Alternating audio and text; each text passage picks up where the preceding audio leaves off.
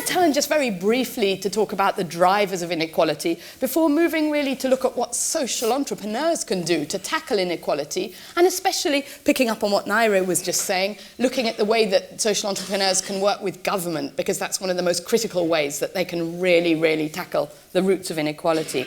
So we're just going to briefly talk about the drivers and turn to you first, Degan, because it would be great to hear from you and your understanding and insight into a community who really is the most extreme level in terms of access to power and wealth, those pastoral communities in your home country in Somalia.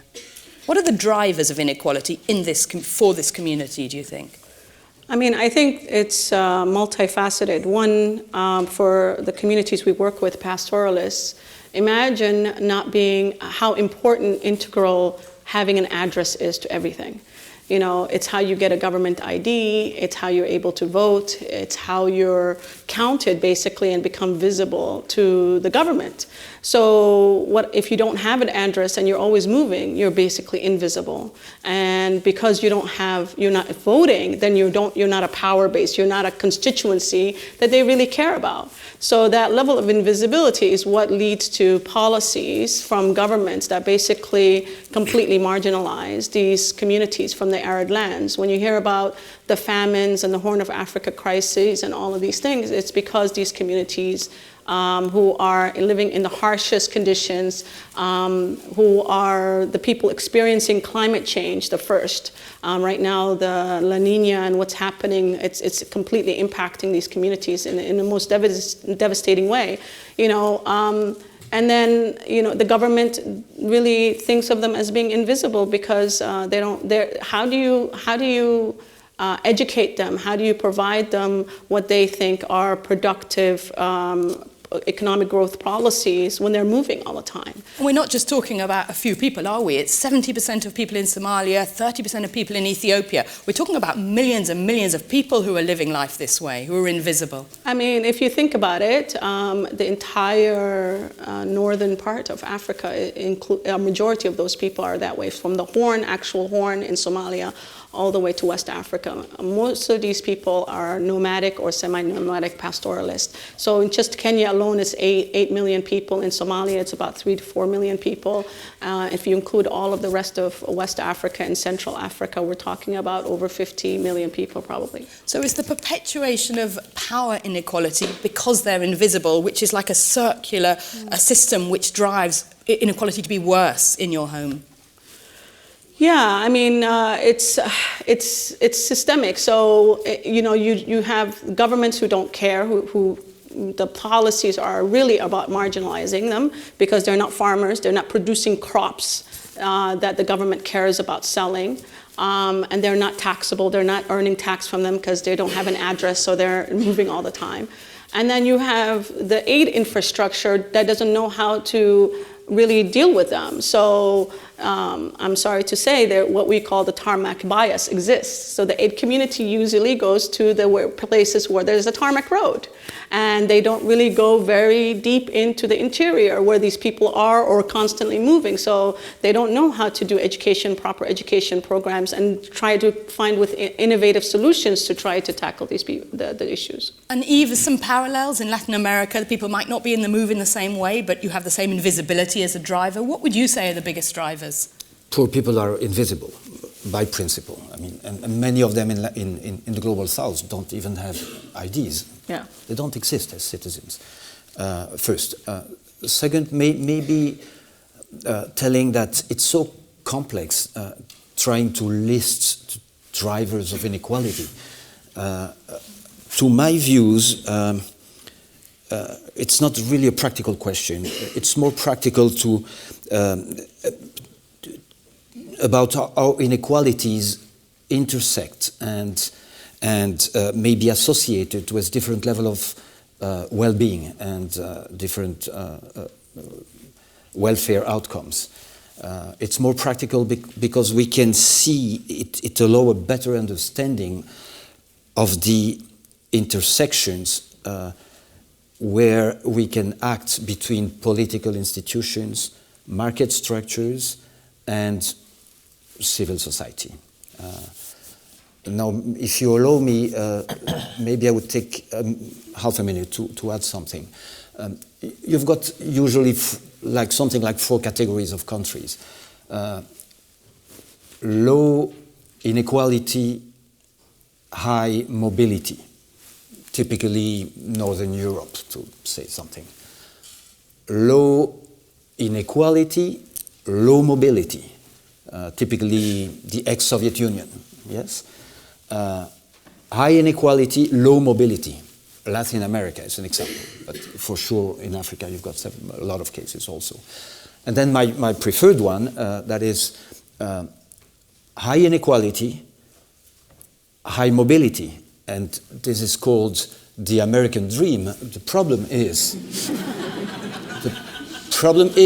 that this is pure social science fiction.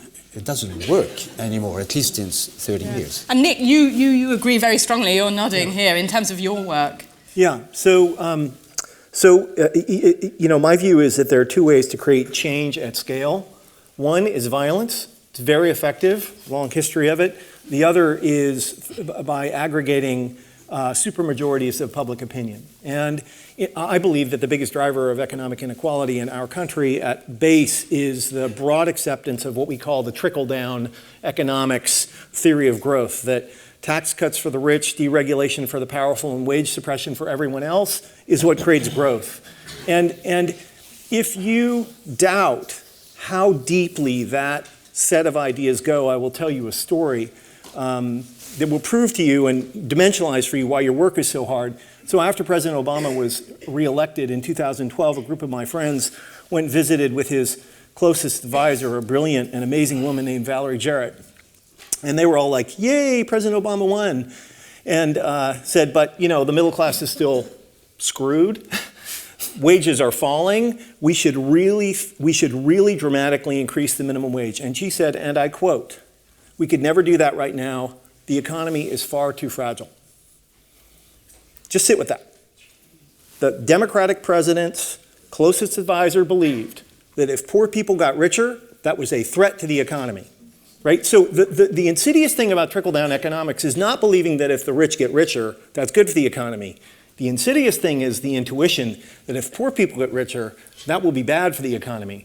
And those ideas are baked into political economy in the United States. And unless we directly confront that and replace it with a new way to understand how markets work and where prosperity comes from, you can never win. You can never win. And that's where it is. Yeah. And Darren, your work, both personally and in the work that you're doing in the Ford Foundation, the way that you frame inequality is in a very broad way. It takes on these economic ideas, invisibility ideas, but also cultural norms. Well, yes, because I think I agree with everything that's been said, but I do think that when we look at what the real drivers are, the root causes, we have to go beyond those inputs that the technocrats often put forward. Whether it's the economic theories, or it's what's happening with the knowledge economy, or globalization, or capital flows across borders, et cetera. All of these technical. We believe that there's truth to that, but we also believe that the real drivers are persistent prejudice. That persistent prejudice and cultural narratives are built in and embedded in our systems and structures, that in fact the rules of the political economy are organized in a way in which we get the outcomes that Nick is speaking of, and that the political apparatus for democracy is corrupted in large part because of these drivers, and that results in invisibility, that results in the marginalization and the disaffection of huge swaths of populations about the potential of democracy to deliver anything of value and meaning in their lives. And so all of these are really at the root of what we believe at the Foundation are drivers, which is why we've got to actually think about, all right, if that is really the case, how do we program around those drivers to address the issue. And I think we all recognize that in economies that are inclusive, sure, there is some degree of inequality. There have to be incentives. No one is saying that, or at least I'm not asserting that inequality has to be completely eradicated and that there are everything is even and that there is no incentive structure, because we do want people to feel that if you work hard, you play by the rules, that in fact there will be opportunity for social mobility and economic security for you. But we have a situation, for example, in the United States, where we were just celebrating the fact that the Earned Income Tax Credit was expanded and made a more permanent fixture of our tax code. We were celebrating the fact that we are permanently recognizing that people can work full-time and still be poor, and that we therefore need a government subsidy to give them the dignity of being above the poverty line. That's what we implicitly, explicitly were doing.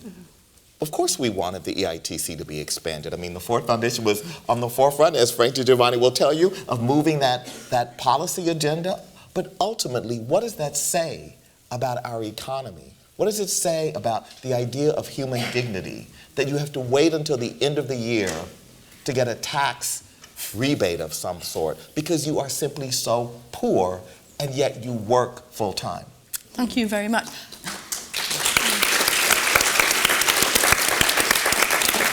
I want to move our discussion to looking at tackling inequality now that you guys have painted in all sorts of different ways, both beautiful, very poignant pictures, and also explained just some of the drivers, and as you say, Yves, multifaceted and connecting in very, very different and complex ways, which is why they're so blooming hard to tackle. We want to look particularly at the role that a community of you, social entrepreneurs, and the bigger, wider ecosystem, but particularly social entrepreneurs, the role that social entrepreneurs can play best to tackle inequality. Let me turn to you, Yves, because your conditional cash transfers and the work that you're doing, and I'm particularly interested in highlighting things that social entrepreneurs can do that other actors in the system can't. Well, maybe starting to say that in China alone, 600 million persons stopped being poor. And probably not because of mainly social entrepreneurs. So we need to be... Yeah, and we're going to talk about government role, because that's just absolutely critical. I love what we do. I believe it's important, but let's make it relative in a way. Yeah. Then saying that my second belief is that most probably, I deeply believe that in 20 years or 25 years' time, all businesses will be social enterprises, or they would disappear. It's not only a dream, it's a belief. I believe there are drivers moving in that direction. Then saying that as social entrepreneurs, we must show that way and that direction. And we are in between precisely those tensions between governments, markets, and civil society at large. And we are best placed to find ways to act and balance the work we do among those different actors. You're absolutely right, Darren, when you say prejudices and discriminations are the key driver of inequality at group level. But we also need to, and that's key, but we also need to think at governments level. Because if we want to go to scale, we need to work hand in hand with governments. There is no other way. We need to change policies. If we don't change the balance of power, if we don't give more bargaining power to individuals and groups, there is no way to get out of this inequality. And Ngaire, how do you think this can best be achieved from your work and all the research that you've done? Well, you know, I think most of us are actually quite happy to accept some inequality.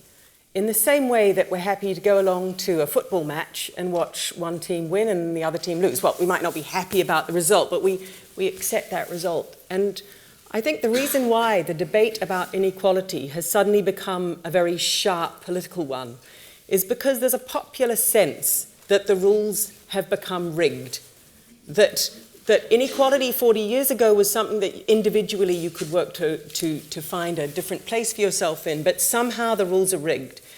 And it's not just the rules of the economy, but also the rules of politics. And so that makes whole portions of society across all countries of the world, whether it's China or Brazil or Britain or the United States or Zambia, it makes whole portions of the population feel not just that they're aware of the desperation of their own situation, but there's no way they can shape a different future. They've got no voice.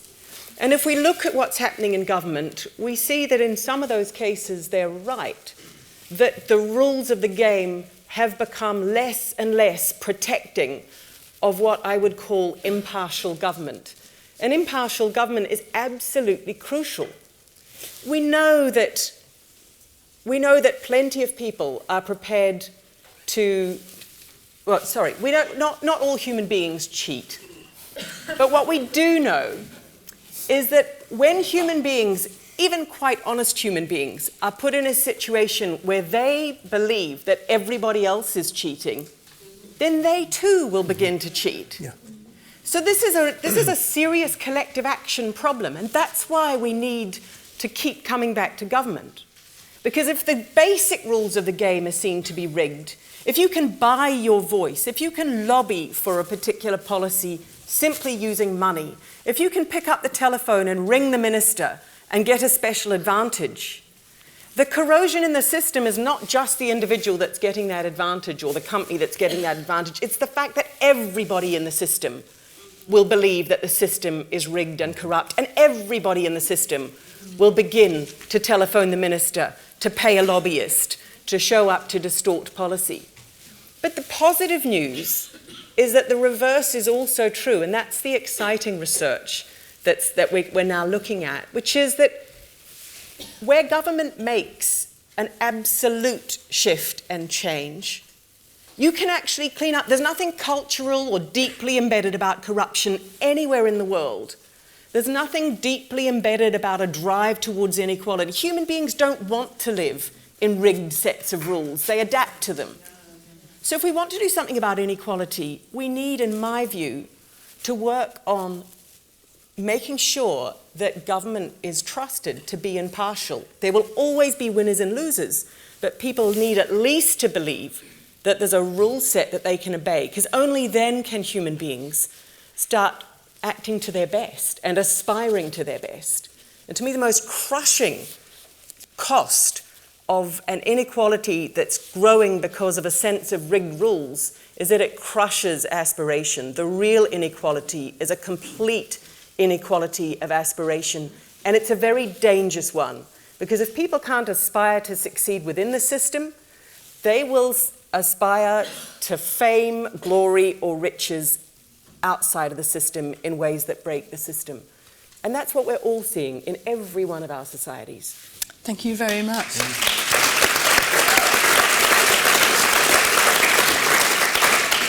Please don't interrupt, by the way. Don't just wait for me to come to you, but I'm going to have to do all the hard work. Degan, I want to turn to you, because in Somalia, you've got a state, a government, which is really very weak. How do you and social entrepreneurs and other actors, including people in the room, how do you think they can most work effectively in a situation like yours?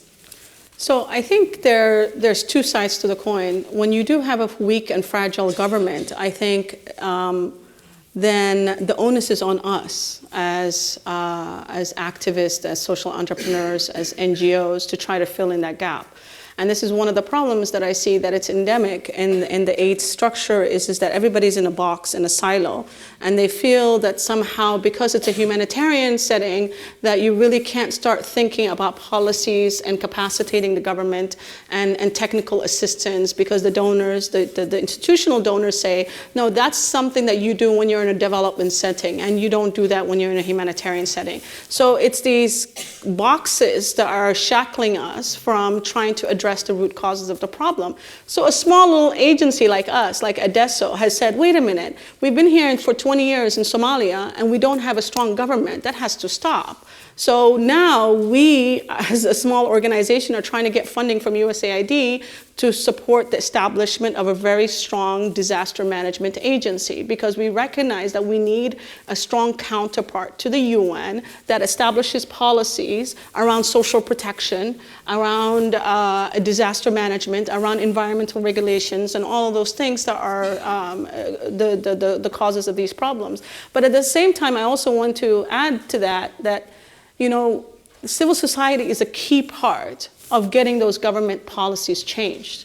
And what I see is there's an overinvestment in the UN structure and the very big, large INGOs. And it's the national civil society in these countries who should be at the forefront of challenging our national governments, like in Kenya, on corruption, on enabling policies for the poor. But we are completely, there's no, because there's questions around risks and due diligence and compliance, there's very little long-term investment in those civil society. So when the shrinking space happens for civil society, that policies and laws are put in place, like in Uganda and Kenya and Ethiopia, everybody says, well, why aren't you guys out there demonstrating? And we're like, well, where has the investment in this capacity been? There has been no long-term investment in the civil society in these countries. So we don't have the power. We don't feel like we can speak, and many of them can't challenge the INGOs who are quiet because they want to continue operating in those countries, and they don't want to challenge the government of Ethiopia's policies, or the UN, who also similarly doesn't want to challenge the policies. So, you know, investment and long-term investment in civil society is a key part of challenging government policies. We're never going to get to the scale if we don't invest in that civil society. Darren, and I couldn't agree more. I mean, I think this is again, this goes back to those drivers and how the drivers manifest in a global context and north to south. Because in fact, we in the development community, and certainly I speak for my own institution, over the years we contribute to the inequality that exists within these countries by privileging northern institutions, by privileging credentialed knowledge over the lived experience and the on-the-ground knowledge that we in many ways reify. Now, part of the driver for that is because back home in the United States or the UK, there are narratives about Africa. There are narratives that say, can we really trust these Africans to spend this money the way Congress has appropriated? Because, you know, they're just so corrupt that, in fact, we've really got to, from Washington, we've got to like manage and micromanage those people. And that is an endemic prejudice. And in fact, the idea that we in the North can, I mean, I had a lady recently at one of these things stand up and say, well, you Poor Forward Foundation, you're working in Africa, and you practically have to bring a suitcase when you go to visit someone to get anything done of money, a suitcase of money. And, you know, I said, you know, madam, it's really interesting. You know, we have the same thing in the United States, but you don't have to bring a suitcase. You can bring a check. Yeah. And you can get, actually, you get the same effect, as Mary just said. Yeah. You bring that check to the minister or to the minister's fundraiser or to the senator's gathering. Yeah. The check is there. I mean, give the check. And then you turn and you say, and by the way, I need you to do this for me. Yeah. It's no different. It's legal. I mean,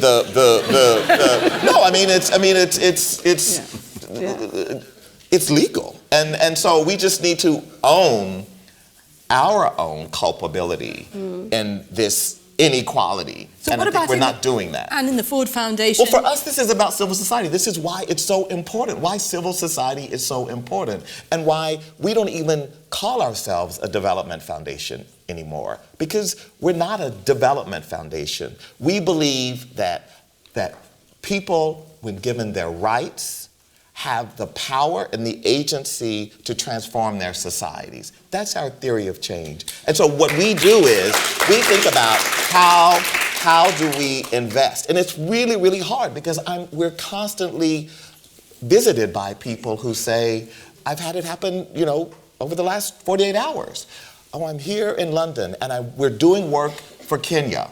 Really? Why don't we have more Kenyans doing work for it? And so what I want is, I really do want, and I think what you're saying is, how do we actually get to a place where capacity is actually transferred? So if you're given that capacity building grant or that TA grant, that you actually can transfer so that you don't need to go back to Africa to do another visit, that there's a rich, robust civil society there that is able to execute and to represent. And I think that's the vision. We're a long way from that.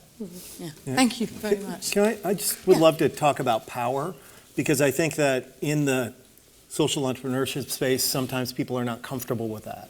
And I'm not an expert in global inequality, but in the United States, the basic problem is that over 30 years, there's been a $2 trillion annual redistribution from the 99% to the top 1%. When you add up the extra 16% of national income plus the extra 6% of corporate profits, you get to about $2 trillion. And the good people that have seen their share of income triple and seen their profits double and seen their effective tax rates fall from 35% to 20% are unlikely to want to go back to the good old days, right? To where it was, and even then it wasn't that great. And there is no substitute for people in this community to engage in the political process to change the power dynamics. Because if you don't, you are playing at the edges of the problem. Thoughts on the best way to try and engage politicians and engage the politics and the power dynamic? What works best? I don't know. Well, yes, I know. I believe I know. I believe I know. I know something. And I want to insist on this. There is a direct link between real, not formal, real human rights and what we call economic citizenship. Economic citizenship is not giving a passport to Mexican migrants in the US. Yes, it's allowing families to be in a condition to have sufficient economic stability to be able to exercise their rights. In 2014, when I received the Skoll Award, in my speech I said, I remember that lady from living in highlands of Peru, after using a bank account for 3 or 4 years, saying, we were like sleeping beauties. We didn't know we were rich, and now I want to be mayor, and maybe I'm going to be president of this country. Just because she had because of the economic stability, she had the opportunity to project herself in the future. Okay, maybe she won't be president, but this is a radical change, and it's a radical change affecting policymakers and politicians. It makes them, it creates a discomfort for politicians, and they have to take that into account. So it's a kind of iterative process between human rights, fights against discrimination, and what we call economic citizenship. Brilliant. Thank you very much. Very briefly, and then I want to turn to the floor. So briefly, you asked for how we go about changing that. So just 2 thoughts on this. One, government, whether it's in Somalia or in the United States, has to be representative, not just for the hell of it, but because, and not just for legitimacy, but because a government that doesn't have, sitting around the table, people from every kind of community over whom it's governing, has no information and no ability to interpret information which is relevant. If you have a whole group of people that have just one understanding of a particular kind of school, a particular part of society that they went to, and they're trying to interpret whether to do this or that for a community which could be another country because of the narrowness of their experience, they really will not understand the impact. And the quickest and easiest way to make effective government is to make sure, first, it's representative. And then the second thing is it does matter to have people in government who know what they're doing. Now, Really? Not that we're in any risk of going down there, are we? but there's two aspects to what I'm saying. It's very notable that in some democracies, let's take Mexico as an example, when the president changes, some 30,000 senior civil servants change. In the United States, there's a lot of senior civil servants that change with each government change. Now, on the positive side, you could say this is great because it brings people from all different sectors into government and then out of government and into government and out of government. The problem that you start seeing when you look right across data across the world is that what actually happens is because people's jobs depend upon the success of the electoral process, instead of doing their job as head of this agency, they start doing their job in a way that will hopefully get their person elected. So you start distorting the process. In Denmark, when the government changes, 10 civil servants change. So there's a very strong correlation between levels of corruption and undue influence and levels of civil servants that change. So having people that know what they're doing is important, and it can actually make change under the radar screen. Let me give you an example from the United States. Darren and Degan were talking about aid budgets. And as an Indonesian health worker said to me, she said, these Americans make a lot of fuss about holding us to account for each dollar that we get for them. But every dollar from the United States, we only get 20 cents because the other 80 cents stays within the Beltway. It stays within the US. It stays within, actually, if we're honest, the social entrepreneurs, the NGOs, the agencies within the United States who are making well-intentioned efforts but which cost quite a lot of money. That takes up 80% of that aid. So here's some low-hanging fruit. How do we start shifting that balance in the way that Darren was talking about? Well, I watched Mark Dybel do it with PEPFAR, where he just tried to shift that from 80 cents in a dollar down to 60 cents in a dollar. So we're still only talking about dispersing 40 cents of every dollar to people who need an HIV/AIDS program. But through some pretty persistent effort, he did succeed in lowering that. And that's how we can start increasing resources and thinking about reducing corruption in our own systems at the same time as we deliver aid.